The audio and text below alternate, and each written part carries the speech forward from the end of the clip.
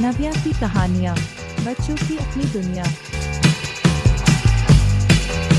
शादी में आई चुड़ैल। पन्नपुर नाम के एक गांव में शादी चल रही होती है। वाह, मजा आ गया फूफा जी। शादी में क्या खाना बना है, बाराती तो उंगलियां चाटते रह जाएंगे। हाँ, तुमने सही कहा। पनीर की सब्जी का तो कोई जवाब ही नहीं। दूसरी तरफ पंडित जी फेरों की तैयारी कर रहे होते हैं कि तभी वहाँ एक चुड़ैल आ जाती है। अरे मर गया रे, ये चुड़ैल यहाँ क्या कर रही है?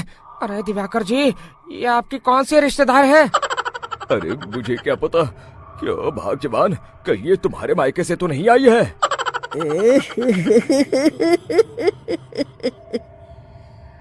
तुम लोगों की इस गांव में बारात लाने की हिम्मत कैसे हुई? मेरे रहते इस गांव में किसी की शादी नहीं हो सकती। अब तुम लोग देखो मैं क्या करती हूँ।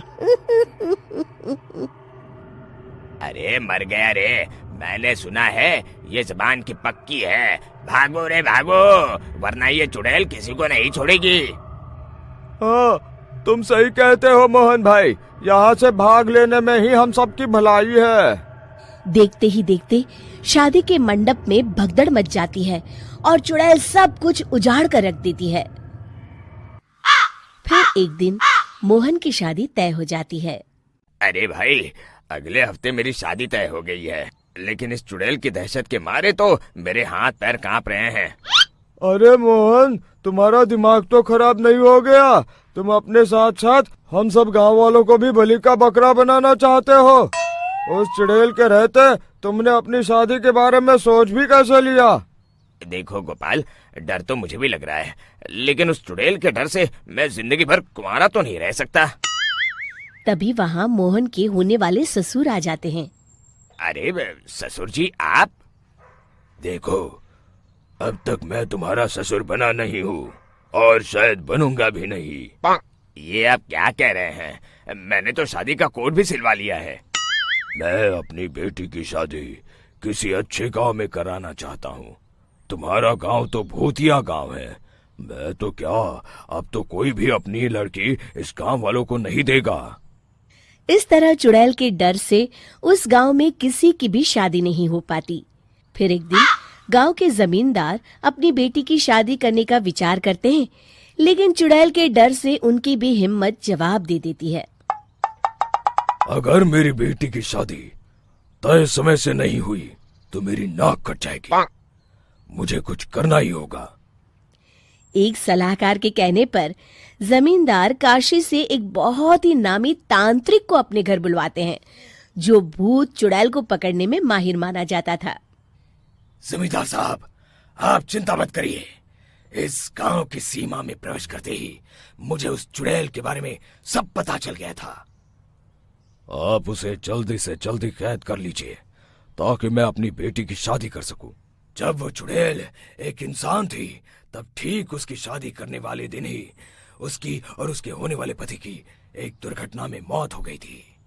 उसका होने वाला पति आज भी भूत बनकर जंगल में भटकता है। इसलिए जब तक चुड़ैल की शादी नहीं हो जाएगी, वो किसी और की भी शादी नहीं होने देगी। ये आप क्या कह रहे हैं? अगर वो भूत भी हमारे गांव में आ गया तब हमारा क्या होगा? ये आदमी बीच में बहुत बोलता है, इसे बाहर निकालो। उसके बाद तांत्रिक बताते हैं कि अगर उस भूत के साथ चुड़ैल की शादी करा दी जाए तो वो चुड़ैल हमेशा हमेशा के लिए उस गांव को छोड़कर चली जाएगी। जमींदार साहब, आप अपनी बेटी की शादी की तैयारी शुरू कर दीजिए। मैं कुछ गांव वालों को अपने साथ लेकर उस भूत को ढूंढने जंगल की ओर जाता हूँ। इस तरह जमींदार निश्चित होकर अपनी बेटी की शादी करवाने लगते हैं, लेकिन तभी वहाँ चुड़ैल आ जाती है।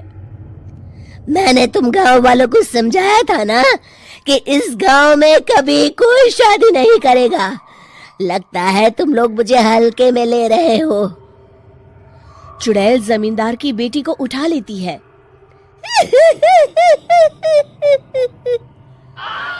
अब देखती हूँ बिना दुल्हन के तुम लोग शादी कैसे करोगे। मैं इसे अपने साथ ले जा रही हूँ। छोड़ मुझे, पिताजी, मुझे बचाइए। अरे कोई मेरी बेटी को बचाओ।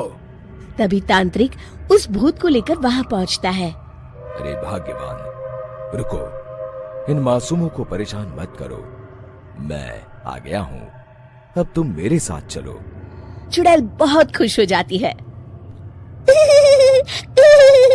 आप आ गए, चलिए अब हम मंदिर में चलकर शादी कर लेते हैं।